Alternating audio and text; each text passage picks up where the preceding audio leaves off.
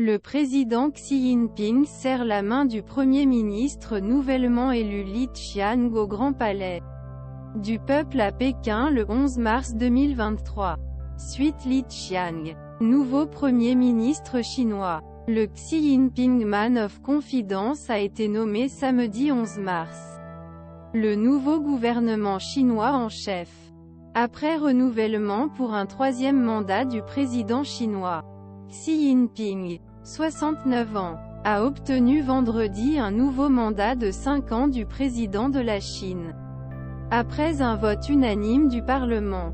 L'aboutissement d'une ascension qui l'a vu devenir le leader le plus puissant des centres depuis des générations. Le Parlement étant, en pratique, soumis au Parti communiste au pouvoir. L'issue de l'élection était sans aucun doute.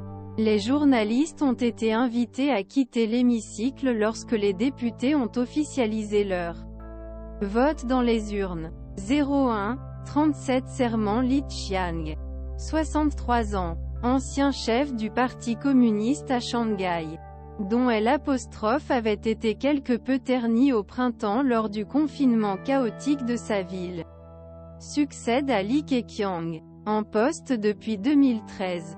Après sa désignation, Li Qiang a prêté serment sur la Constitution. Droite le poing levé et la main gauche sur le document. Il a juré de « travailler dur dans la construction d'un grand pays socialiste moderne ». Il a toutefois effectué un riche voyage au sein de l'administration locale et a exercé des fonctions de gestion majeures dans les riches provinces côtières du Zhejiang et du Jiangsu. Ascension politique, contrôle plus strict de l'économie par l'État, il est peu probable que Li Qiang ait l'autorité nécessaire développer davantage cette voie, a déclaré le politologue Willy Lam, de l'université chinoise Hong Kong. D'autant plus que Xi Jinping insiste sur nécessité d'un contrôle plus strict de l'économie par l'État et le parti, avec l'inverse de la pratique en vigueur depuis fin des années 1970.